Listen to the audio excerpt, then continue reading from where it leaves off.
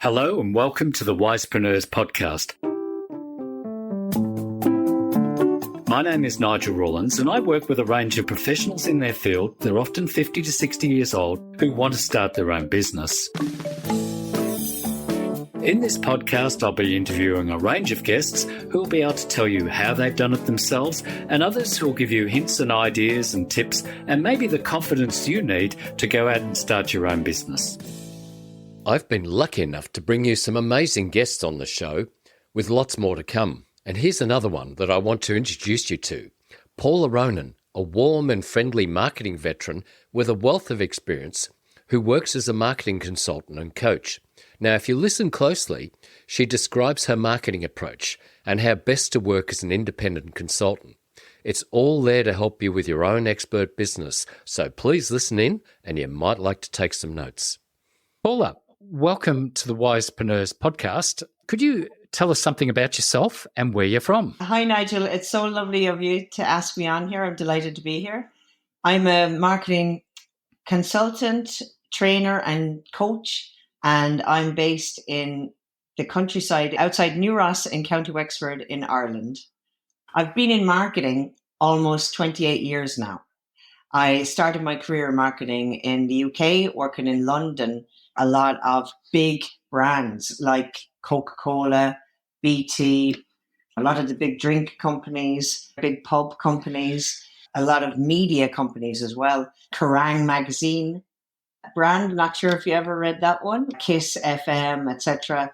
And I am Irish. I was born here in Wexford and I wanted to move back in 2005. So I took a big move back and it was a real adventure for me. Let's say that, and quite different. So I had to really relearn everything I had learned up to that point when I came back to Ireland. As the whole culture is so different and business is done very differently. So are you saying that in London, the business is very different to Ireland, yet had the business culture changed in Ireland in that time, or it was just like that always? I'd say it was like that always, and it's probably me that had changed. But I left Ireland when I was 17, like a lot of other people at that time. Sorry, I left Ireland when I was 20. I left New Ross, the town where I'm from, when I was 17. And that time, it was 1990, and there was an awful recession here. So like thousands of other people, I got on a plane with a one-way ticket to London to seek my fortune. And I got into the travel industry then and worked there for a few years, ended up working for a few years in Hong Kong and Bangkok as well, before I came back to London and got into the marketing industry. So I think that it was actually me being out of this environment. I didn't realize I learned how business worked in Asia and London and assumed that it was the same in Ireland, but that was a silly assumption to make on my part. And I soon learned different. So is it just quieter or takes more work? What is the difference? Well, an example of it is in London, we had a way of getting business, which was that, and actually our way of getting business was developed over years. I was lucky to be in an agency called Angel London with Trevor Rudder, and I had a very small stakeholding in that little agency. And we used to make cold calls, we used to send out letters, we used to try and get on a pitch list, get a creds meeting, get that meeting, try and get a pitch, do the pitch, and try and compete for the business. And that was the way we did things. And when I came to Ireland, I tried the same formula. But when I rang companies to say, oh, hi, I'm Paula. At the time I had a little agency and I'd love to meet you and talk about your marketing and what you might need. I got loads of meetings and I thought I was great because that's not the way it worked in England. It would be hard to get a face-to-face meeting with people. And if you got a face-to-face meeting, there'd be a good chance that there was a pitch there. But I got loads of meetings because people are friendlier. nicer. They're not going to tell you no or to get lost on the phone. And so I'd get loads of meetings and people would talk about, oh, yeah, sure, yeah, come back to me sometime, but nothing would happen because in truth, they didn't want any marketing at that time. And when I came back in 2005, it was the end of the boom. So a lot of people didn't need it. And it took me time to understand that the way that business is done here is really on trust, and that people needed to get to know you before they talk to you about their actual needs or before they would take a chance on working with you. So they want to know you, where you're based, what kind of a person you are, who you were working with before. A lot of my business comes through referrals from people who have worked with me, and they're just chatting to others. So it's really getting to know people in a kind of a deeper way here in Ireland. So that's just one of the examples, I think. It's also, I suppose, that marketing at that time was not part of the business culture outside Dublin. Dublin is the capital city here in Ireland. And down in Wexford and Waterford, where I live in Wexford, marketing just wasn't done. People did their business and depended on doing a good job for people, having a good product. And that's what determined how much business they got. Would you say that that culture is still there now, or has it shifted because the world's changed? It has definitely changed.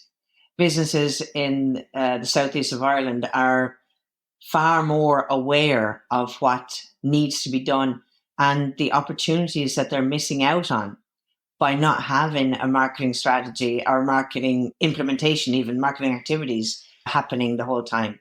I think that's a lot to do with the increase in social media usage, not just social media usage by their customers, but also LinkedIn. Like, people are sharing, they can see what people are sharing across the world about successes that they're having because of marketing campaigns.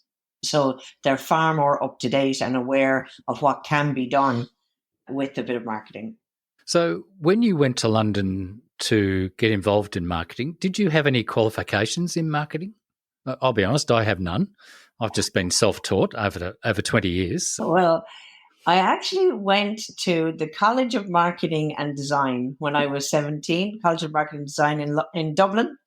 And I studied marketing there. I did a year of it and I really did not like it. And there was a lot of economics and things like that. And I thought it was so boring and it was so complicated. I failed a couple of the modules in the first year and I had to resit the exams, and I made a mess of it. I wasn't focused. I wasn't motivated. I just wasn't into it at all. So I ended up dropping out. And so when I went to London, I actually got into the travel industry and just worked my way up. And I enjoyed that. It's very hard work, but a great gang of people and lots of great experiences. It was wholesale travel, so bringing people from all over the world to Europe for group tours. But when I came back to London, I got a job in Curtis Hoy, a little sales promotion agency. Well, not that little, and they were very innovative, very ahead of their time. And I got in on the ground floor there, which I'm hugely grateful for. And my first job was phoning pubs to see if they got their promotional kit. They were given a promotional kit to help them sell more booze, basically, and finding out how the promotion went and what could be done better, etc., and trying to get photos back from them and all that. And I absolutely loved it. I loved it so much. So I, again, just worked my way up and learned on the job and did some courses as I was going along. So that company very kindly put me through a sales promotion diploma, I think it was. I can't really remember now, but to learn the law of promotions, particularly, which is really important for us, along with some other great skills. But they taught me, and my clients taught me, and my mistakes taught me, as well as my successes. So I put the hours in that way. Now, I have to say that the year before last, I did the mini MBA in marketing with Mark Ritson, Professor Mark Ritson, who currently resides in your fair country there in Australia. He does it under Marketing Week. And I absolutely loved it. That was all online. I loved it so much as the way it was taught, and also coincidentally, his philosophies, I suppose you call them, really chimed in with my own, because it really is not media led and about not getting caught up in trends.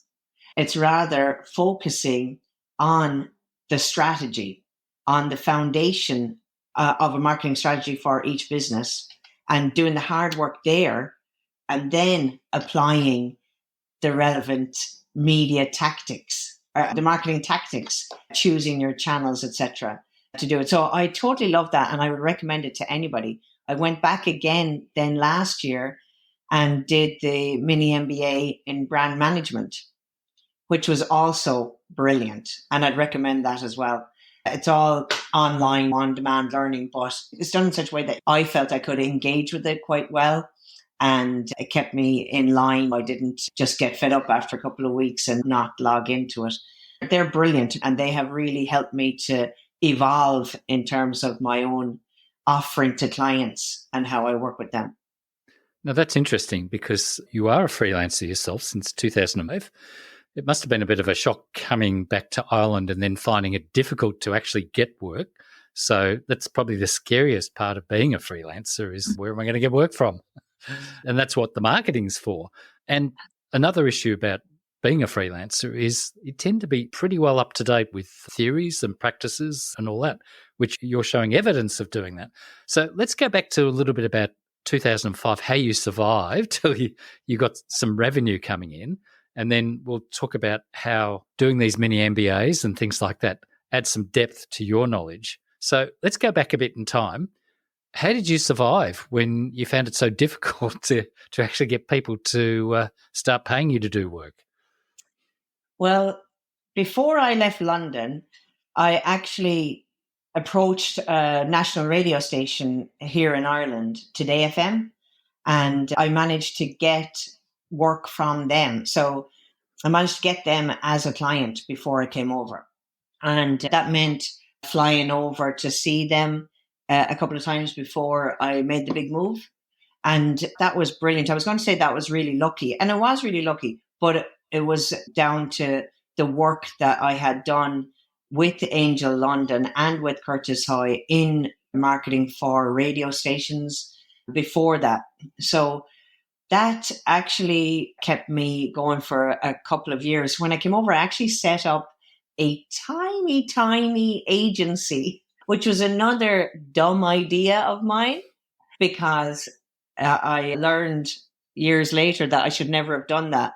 I should have just been myself, worked on my own from the beginning, but I had to go with what I had learned.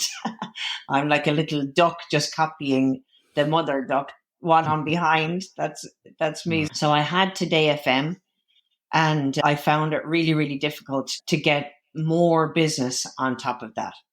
To be honest with you, I made loads of phone calls, and I had two people working with me at the time, and they were on the new business hunt as well. I'm trying to remember back now what clients I did manage to get in the end. But as far as I remember, when they did come through, it was because of knowing people. I remember clearly one day I had heard this thing about not nepotism, but that it's far easier to get business if you knew people in there that could introduce you or whatever. I remember clearly one day ringing Wexford Creamery, and I had a cousin who was the financial director there. And I didn't ring him because I said, I'm not going down that route. I'm not going to be that person that pulls strings because they know people. And I rang the switchboard and said, who should I talk to about marketing? And they put me through to the operations director at the time, John O'Connor. And I rang him and I said, oh, hello, it's Paula Ronan, and I'm calling from blah, blah, blah, and wondering if I could come in and meet you. And he said, Ronan, are you related to Frank Ronan? And I said, Well, yes, yeah, my first cousin. Oh, come in then, come in. and and that was it. Actually, I got to work with them over the years. Now, in fairness, I had to prove myself. It wasn't just get in the door and get the business. And we did great work with them for Wexford Cheddar, a really beautiful cheese produced here in County Wexford. Another client I got at the time was Done Deal. And that was due to cold calling, not necessarily all cold calling, but emailing. I had a newsletter at the time called The Magpie. Set up a newsletter called The Magpie. So it was a mix of cold calling and that newsletter. I got to have a meeting with a fella called Fred Carlson, who's a Swedish guy living in Wexford. And probably he had a different attitude to the other Irish guys who'd grown up here. He was better placed, I suppose, to meet up with somebody who he wasn't related to because he wasn't from here. But he was a fella that set up a brilliant business called Done Deal that sells secondhand stuff, basically, from one person to another. That was the first site like that was set up in Ireland. He started it in his kitchen. So I actually was doing the meetings in his kitchen there down in Clonard. And he turned it into a very big business and sold it on, and it sold on again. I think at the moment it's owned by the same people as daft.ie, which is a massive property site in Ireland. So that was another example, I suppose, of the business I did. I must say, though, just remembering back, I did waste an incredible amount of time and energy doing pitches for clients in the hopes of getting work that didn't come to anything. You know, people that ask you to do things for free or for very cheap and just see how it goes. I stopped doing those after, actually, it must have been a few years, I think, because I found that they were just a waste in a lot of cases. And I feel now that that's not a good way for a person to decide whether they're going to use you or not. And so I think a client has to commit financially for work to, be effective and for me to be effective, because it'll help them to actually implement and to be committed to that work and to make it happen. If it's just coming free, they don't feel the pressure to make sure that everybody in the organization is going to come on board and they're going to put their backs into it as well as you. I guess that's one of the biggest issues when people first start out as a freelancer, is wondering whether they should do work for free or do the pitching. I never pitch. I just say, look, this is what it's going to cost you. And if you want to get started, let's get going. I've come across students in the past who've done really good work and been ripped off by businesses, and that's not fair either. It makes me get a bit angry. So let's talk about some of those jobs. What do you actually do when you work with a client? With an ideal client, and I have several ideal clients, and I'm delighted about that. I'm very grateful for their business. What I do initially is to set up a brand strategy. So I would usually do a workshop, and this is something I've learned over the years as well, to do these workshops so that the client is 100% involved from the beginning. When I started out here, I would feel that pressure that I would have to go away and develop a strategy, a campaign, etc., on my own and deliver it to the client. And then they would say, oh, thank you, and use it and blah, blah, blah. And what I've learned is that the client needs to be involved from the beginning and they need to input.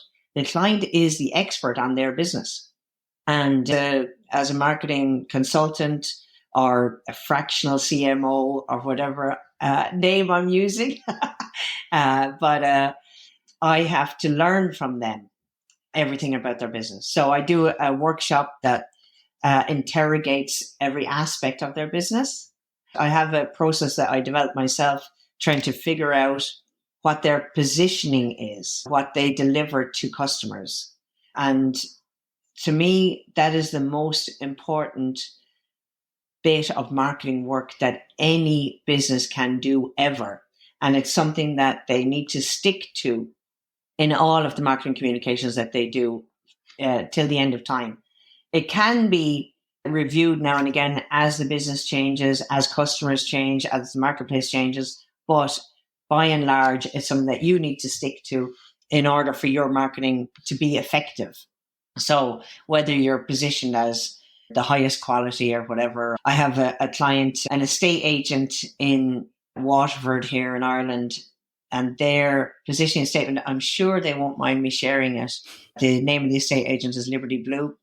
Their position statement or customer proposition is that they deliver happiness to customers by going the extra mile and through their straight talking advice. And their positioning is as helpful experts. That's just that big sentence boiled down. So that gives them fantastic direction in everything that they do. So they know when they're thinking about doing an activity, whether they should do it or not is based on whether that chimes in with them being helpful experts. Is this helpful? Is this showing our skills, etc.? And even their internal processes, delivering happiness to customers, means that they're really focused on upskilling their team in their customer service, bringing in new technologies and new face-to-face processes or whatever it is to make the experience better for customers. And that's something that has been a huge differentiator for them. Over the last 10 years, I've been working with them now, I think, and has changed the business profoundly.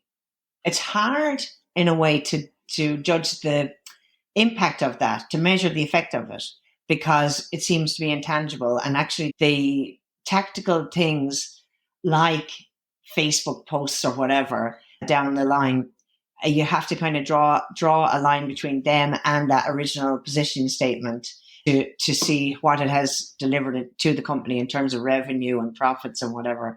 But it really has. And the owner of that business is very open about sharing how much the brand strategy has helped that whole company. So a lot of what I'm doing at the beginning for a business, and it's hard work getting that positioning statement or that customer proposition down on paper in such a way that everybody agrees with it and agrees to commit to it.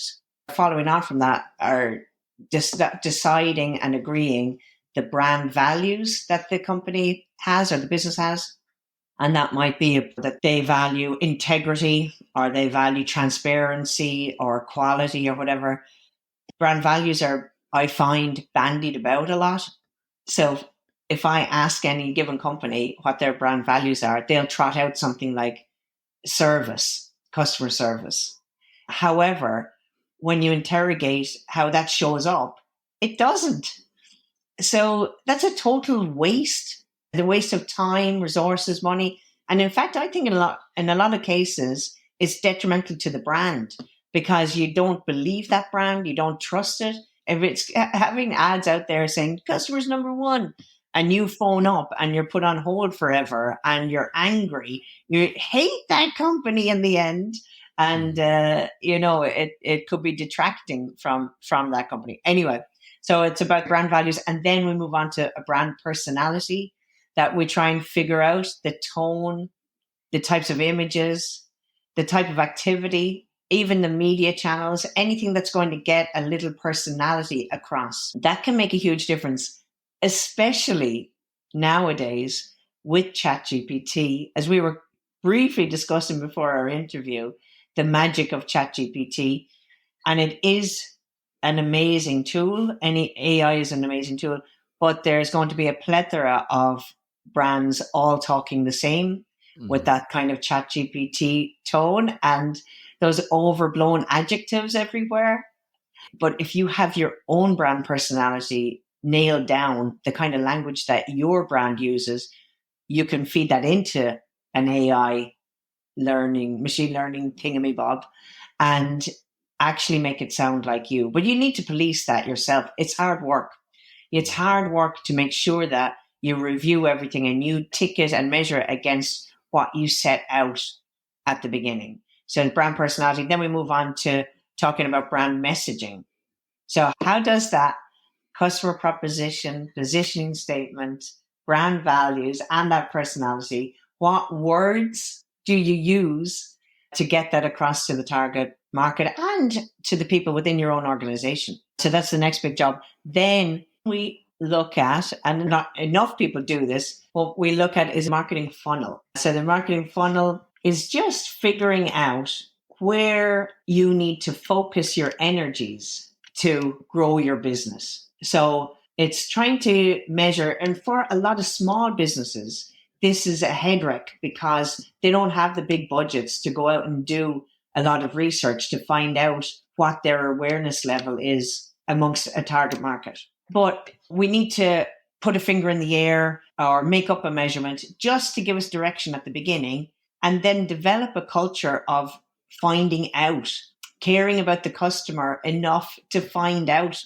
as we go through every year. We should be able to add on more information. So it's to find out, number one, what audience or market segment you're targeting and why, how many of them there are, what the value of them is, and what common denominators they have versus other market segments. Then it's about thinking of all of that market segment that you're targeting, how many of them are already aware of your business? And of the number that are aware of your business, how many would actually give your brand or product or whatever any consideration? Or would they just disregard it? Like they have it, oh yeah, I know that brand or whatever, but no, I'm not interested. Or how many are actually interested? And the amount that are interested, how many actually go and find out something about it? Like engage with the brand in any way. And then from there, how many would actually make an inquiry or do a bit of shopping and then leave the cart or whatever, or that type of thing. And then how many would buy, and then how many would buy again, and then how many would tell friends. And so the point of that is for each level of that funnel, you have a conversion rate, and that conversion rate should tell you what your marketing objectives are. And they give you a little benchmark to revisit next year. So when you know what your objectives are, that's when we start looking at marketing activities. And so we may say if awareness is the biggest problem, then we may look at mass media, et cetera, and develop a campaign that is tailored to your target market segment and to your objectives. That's all. That's actually, from the sound of it, you're actually disciplining the company to focus on their market, and then you're giving them the frameworks and the structures to actually do it. But the other thing you've just explained very clearly, that if they don't have any buy-in, it's not going to really happen. And that's the biggest issue. I know I used to work with a former Hewlett-Packard marketing manager when I first started out. He was actually my mentor. And there were times where we worked with a CEO or something for a little while, and then we realized that he was never going to do anything. So we had to walk away because it would have been a waste of our time. We could have taken their money, but that's the issue. But what you're also saying is this is the same for every freelancer or small business. They have to do the whole process. And what you're also saying there is they've got to be disciplined. They've got to be clear about their positioning, who the target market is, before they actually do things. So maybe we should just have a look at, you mentioned you did those mini MBAs. In doing those, how has that informed the work you do today? The mini MBAs allowed me, I think, mostly to be able to articulate what I had been trying to get across to clients before. It gave me a structure, a much better structure, and the words to say what I had meant before. It made me, I suppose, more confident about what I was doing and made me feel like that was more credible. Nigel, as a marketing consultant or CMO or freelancer over the years, I kind of doubt myself sometimes because there's so many marketers that focus on digital marketing, social media marketing, SEO, whatever, only. And that seems to be when people talk about, oh, we need some marketing, that's what they mean. That's what they have in their head. For me, I've always thought, because I've just been in it so long, like I started before there were any mobile phones and actually before there were regular emails. So So to me, marketing is not about a technology or whatever. It's actually about the customer and what they want, how you can deliver to them, and how you can reach them. So it doesn't matter really what's trendy or anything. You have to think, my customer, whatever you're selling, maybe my customer reads tractor magazines, and that's what I should be doing there. So I've always believed that, I suppose, because I've seen so many trends pass or get bigger or whatever. And people get caught up in things and go, oh, this is the thing, this is the thing. But if it doesn't have that strong strategic foundation, it's only going to be short term. It's only going to give you a sales lift over the short term, and you're going to look like everybody else, sound like everybody else, and put yourself into a vulnerable position. So the mini MBA, because it chimed in with that, really gave me a lot of confidence to say, yes, this is it. This is the way. And to allow me to present that to clients as a cohesive structure to base their marketing on. That's the issue you've just mentioned, which I think is really important, is how do we articulate some of these things we do? And I'm constantly reading to find the right words to use to explain what's in my head. And you actually found it. And that's the interesting thing that I'm seeing about freelancers. They do go out and do courses and keep themselves up to date. So when you walk into an organization that's got employees, even marketing departments, how do you find your knowledge compared to theirs? That is a great question. I'm trying to think across the clients that I've worked with. A lot of my clients are small family businesses at the moment, and they don't have a marketing resource in-house. But a lot of them now are investing in their team and investing in courses for them. I really love learning. I love finding out new things, but I'm putting those new things to use, framing them around the overarching big picture marketing strategy that I love, and helping clients through those. So I think the onus is on me to continue my learning journey so I can bring it to clients. A lot of clients, as I was saying earlier, they're more aware of what's going on in the world, and they understand about ChatGPT, they understand about AI now, which is brilliant, and they're able to kind of do courses themselves in it. But sometimes a little knowledge can be a dangerous thing, because if you look at the surface of it, you might go racing down a certain road and say, well, everybody is doing this. I've read this thing and we need to do this now. Sometimes that might be right, but from my point of view, it needs to be interrogated against your marketing strategy, your brand strategy. That's the master of everything that we do. Marketing knowledge has gone up, up, up in the sky across the board, where most clients now are well able to do their own social media posts. That's brilliant. That is brilliant. That's a long way away from where it was. Like clients with the marketing department, I'm not really working with any client that has a full marketing department at the moment. The marketing courses that are available in the colleges in Ireland and that nowadays are brilliant, and they're far more hands-on, I think, than they were, and they're far more scientific than they were, I think, in my day when I dropped out because I was bored. And that's fantastic. But I think that you have to keep on top of it the whole time. And do you know what? Even just for your own inspiration, you find things out, or you remember things that you should be implementing. You can't stop learning of whatever business that you're in.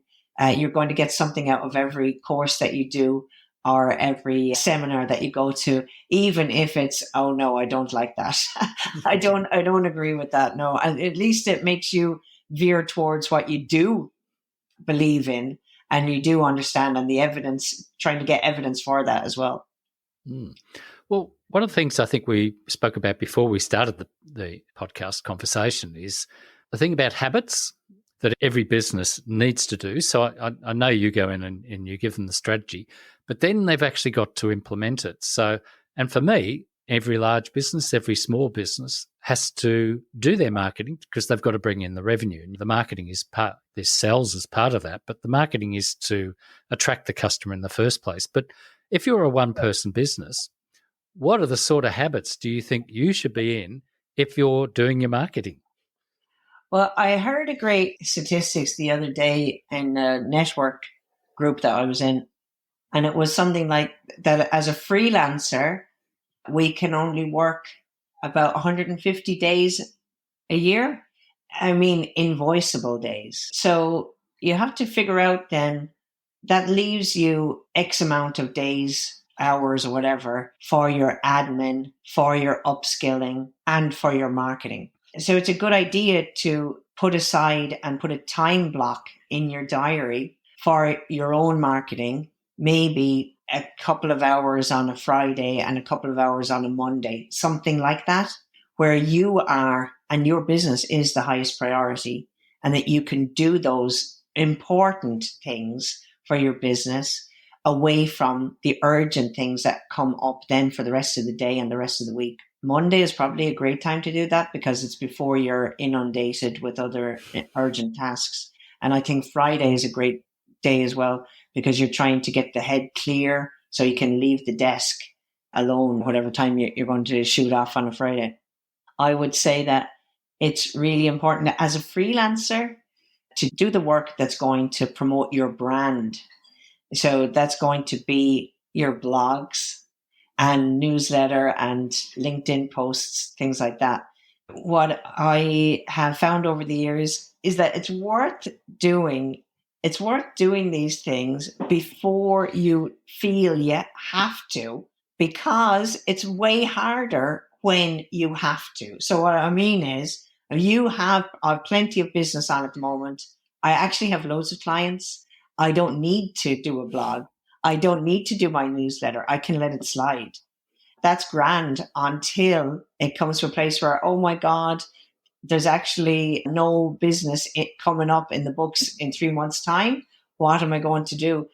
To start doing it then, not only are you trying to pick back up on the audience that you built up and all that engagement, I really think people can smell the desperation off you. And that's true for every business as well, whether you're selling calculators or tea or whatever. Doing marketing when it feels like you don't need to is always more powerful and effective than the marketing that you will do when you have your mortgage coming up and you have no money in the bank and you're desperate to get a bit of business. It's always better to do that. I have a home office now, and I've been working in my home office since 2012. That's 12 years now. And over the years, I have really struggled with the discipline to keep focused on my work, especially with a home office, because there's hundreds of things that you can think of doing when you're supposed to be doing something else, things that you wouldn't do normally. Like, I wonder, should I put on a wash now? Or start thinking about, if I start making the dinner now, I'll have it, blah, blah, blah, all these things. And so what do? I have a Excel timesheet that I keep for myself and for every client. And I fill that in religiously. And that's just through habit, through going in and doing it every day. I have a to-do list. I used to have the to-do list on the Excel sheet, and I kind of do still, but I also have it on a notebook. So this is 2 pages of this A5 notebook is filled with, I think it's like, 60 something things to do. But I do it in the notebook because writing it down helps it to stick in my brain a little bit more. But I have that notebook, and I have another diary. And on the diary, on that page, I'll just write down 3 things from that list. And those 3, because I don't want to feel overwhelmed. And when I do them, I make sure I tick them off, because you get that little dopamine hit when you do tick them off. Other things that I do, I have an app on the phone that helps. It's called Forest, and it turns off all the other apps on the phone while you're working. And you can collect points and plant a real tree or something like that when you get to a certain number. And I'm part of a group called Work Buddies Online. So that means that there's a Zoom group of other freelancers and students or whoever that have a Zoom meeting, and we all just work away, and we set a timer for an hour or whatever, and we have a very short break, and then we go back to work. There's something about that helps to focus as well. So with all those bits and bobs have helped me to keep at it and to not get too distracted. And not to say now, I know it's kind of not trendy, but it's something that people are talking about more at the moment, that having a bit of daydreaming time is good for you as well. And Nigel, I'm not sure if you have this experience as well, but I'm so diligent now with my timesheets and all that stuff for clients. It sometimes surprises me with clients. I have a particular client that I'm thinking of, and they were in the insurance game and a couple of years ago, and I used to go into their office for a meeting, and I'd go there and there would be at least 20 minutes of chatting and just messing and, having a bit of banter before the meeting would start. And I would actually be coming out in a sweat thinking, oh my God, this is costing you money. Inside my head, I'm going to have to invoice you now for this chit chat or whatever. I'm trying to get them to focus and say, come on, let's think about this or whatever. You know what? That's probably important too. I think when we're at home on our desk, in our office, at our desks, we need to have our own systems to keep us straight. And that works for me. But in an office situation, actually building up those relationships through having a bit of a laugh and getting to know each other is really important. And it helps when you're brainstorming ideas about a brand and what you can do next and whatever. That kind of relationship helps as well. So it is worthwhile.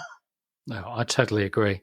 I remember once one client asked my mentor and I to go out in the bush in Australia, is the countryside. Oh, yeah. And it was an hour outside of our local city, which is Geelong, for an hour meeting. And we had to charge them for the whole day. And we said, why are you asking us to come? Yeah. We still have no idea why they want us to be there, but there was two of us and we both had to charge.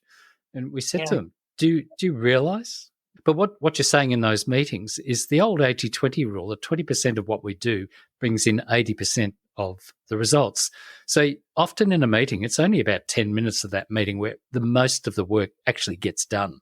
And it's the same when you have a working day in an office, a person who works in an office. A lot of their day is taken up with meetings and other things, whereas the real work is just done in a tiny chunk sometimes.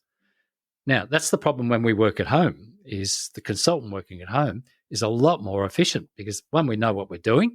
And if we're really disciplined, an hour's worth of work on a client is probably worth a couple of days to somebody who's probably full-time in that organisation, or even a week. I know that my mentor, he's passed away now. When he was a marketing manager at Hewlett-Packard, used to disappear for a few days because he did his work in 3 days. He was very efficient and very focused, and then just disappeared.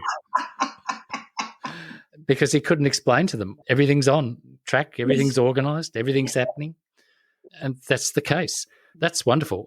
I just remember the other day, I've probably been working at home now for 20 years, I suppose. Yeah, I don't care now. I'll go and hang out the washing. If I've done too much concentration, I'll go out and pull out weeds in the garden because we've got a big garden here. And yesterday we were bottling peaches, so I had to cut up the peaches. I didn't care because, it's a good way of clearing your head and using your diffuse mode of your brain to just drift off somewhere. Yeah, and it's good for your health as well, I think, to stand up every, I don't know, half an hour or so. Just stand up and move a little bit and sit down again. I totally agree. I do a little bit of horse riding as well. And in Ireland, in the autumn and winter, it's so dark, until it's only starting to get bright there now, and it's past 8:30 in the morning, and it'll be dark again at 5:00. And so if I want to keep the horse going, I have to run out at 3:00 or whatever. And that's a great thing as well, because, you're sitting at your desk and going, oh my God, I can't believe it. I'm in the middle of something, or this pressure is on and I need to do whatever. And the horse makes me go out, because if I don't do it, I'll be sorry the next time. I could get booked off or anything. And when you do get out, it's brilliant for your head. You come back much more refreshed, better able to think, more creative, and more energized. You're right. You have to have that balance there as well. But it's still, in all, I'm the type of person that needs to account for that on my Excel sheet or whatever for myself. And I'm afraid if I let go that I'll lose that discipline. When I started years ago, Jesus, I remember, Nigel, coming to the end of a week or whatever and going, oh my God, I forgot to do this. I could nearly forget a whole stream of work for a client just because I was getting used to managing myself and not having somebody in the office going, oh, will we talk about this or whatever? It's a skill, just managing yourself and disciplining yourself and minding yourself. Another thing, Nigel, that occurs to me now and again with other clients that I'm talking to, but it's the same for us. If we were to write a job spec and if we were to write a piece about managing a director or whatever to do our jobs, we wouldn't be half as hard on ourselves. No, we'd be kind of respecting our break time and making sure that we get holidays and all that. Last year was the first time I took a 2-week holiday in 20 years. It's actually more than 20 years, actually. But anyway, this year, I'm hoping that I'll be able to do it again and mind myself again. We wouldn't expect that from an employee that we were paid to do this job, but that's the freelancer life. Yes, I know. I've gone and booked a cruise next year in February, late February, to go from Australia to the Philippines, Hong Kong, and then end up in Japan. A total of 3 weeks for the cruise. But I'll pay for the internet, so hopefully it's high-speed internet on the boat. Oh my God! Well, my advice to you is actually don't be working when you're on that boat. Most of my work, if there's a problem, I just handball it to one of my contractors. Yeah. I just keep an eye on things. I don't do all the work anymore. Oh, very good. Very good. That sounds marvelous. It looks wonderful too. It's my friend's dream holiday, and she has always wanted to go to America and ride horses on a ranch. So we actually saved up for a couple of years together. Like me and 2 friends had a little kitty that we were putting money into for a couple of years just so we'd be sure to make it happen. So it was out in Wyoming on a cattle ranch. It was fantastic. That does sound good. So yes, I think it's important that we advise all freelancers to make sure they do have holidays and not work all day and all night. And that's the difficulty. You're in an office. I get into trouble because I spend too much time in the office, but I said, this is my job. I'm working, a client wants something done. But most of my time now is I'm organising other people to do stuff because unless I can do it quickly, and to subcontract work nowadays, it's a reasonable price compared to what you might be paid yourself. So it's crazy to try and do everything. Yeah. I forgot to mention, actually, the things that I use to keep myself straight. I also have a productivity coach that I use. She first came on board as a virtual assistant because somebody in a network told me you needed to try a virtual assistant. But I don't have a whole lot of work because I don't do a whole lot of implementation. I don't have a whole lot of work that I can delegate. So I actually ended up using her as a productivity coach. And funnily enough, that's what she does all the time now. She likes that. I used to call her my chief arse kicker. Okay. So she has my priorities. We have my list, and these are the important things, not the client urgent things, which, are really important as well. For any clients listening, they are really important as well. But the things that are going to keep me in business and keep me financially and everything okay. And we have a meeting once a week where we go through where I'm up to with that stuff and how am I going to complete them. So, that was important. When I was going to ask you, with your subcontractors and things like that, are they people that you deal with online? Are they kind of like virtual assistants as well? Yeah. I've got to be honest. I rarely meet my clients, and I have never met my subcontractors. It's all online, all by email, or I might take a screenshot and recommend things. But I rarely see my clients too. And I've worked with some of them for 15 years. Wow. Some I haven't seen for months and months and months. So it's a bit weird, my business. They just say, look, can you get this done? And I can get that done. But the problem with not meeting them, I can't explain to them, well, we could work on your strategy, just clarify what we're trying to do here. Because sometimes I can be sent things from the same business that all contradict each other, and then I'll do it, and then I'll get another one. I said, well, I want to go and strangle someone. But I can't. Yeah. No, it's interesting being in business, but I think you've hit it on the nail. You must always be marketing. And the worst thing would happen is if you're out of money, you stop marketing. But, a lot of marketing can be free by getting onto LinkedIn and posting. It doesn't have to cost anything anymore. I always say, Nigel, that's not free. It's a misconception for people to think, oh yeah, social media marketing is free, whatever. It's actually not free. It's your time and your resource. And as freelancers and for clients, you really have to value your time. You think how much your time is worth and don't waste it.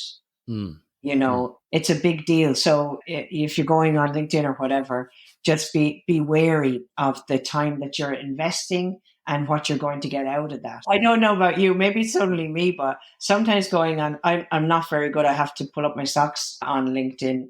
Now, since Christmas in damp Ireland here, nearly everybody I know has had a dose of the flu or something since then. So it's been a little bit of a funny start to the year, but I need to get back on that and get more active. But sometimes when you go on LinkedIn, you just go down rabbit holes and you could be there for a couple of hours. Sometimes you end up someplace good, like signing up for a course that you hadn't intended to, or going to an event that you hadn't intended to. And that's probably a great thing for your development, but you just have to be wary of it.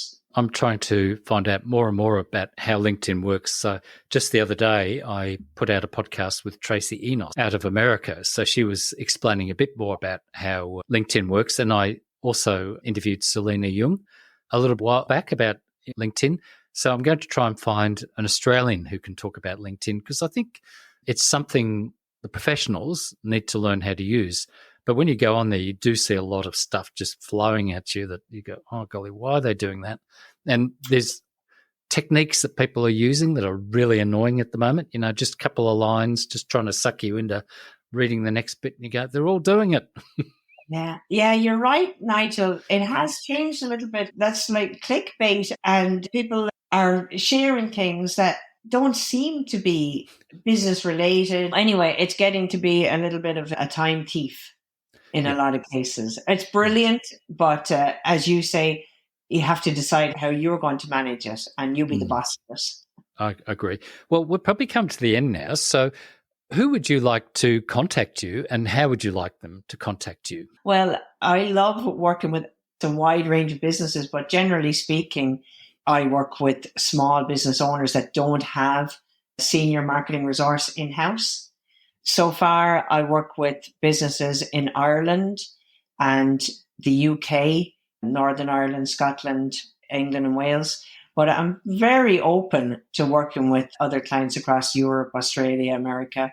You can contact me on LinkedIn. My website is ronanmarketing.ie, or you can email me at paula@ronanmarketing.ie, and I'd be delighted to hear from you. I forgot to mention, I did another course last year, and that was master's level in mentoring.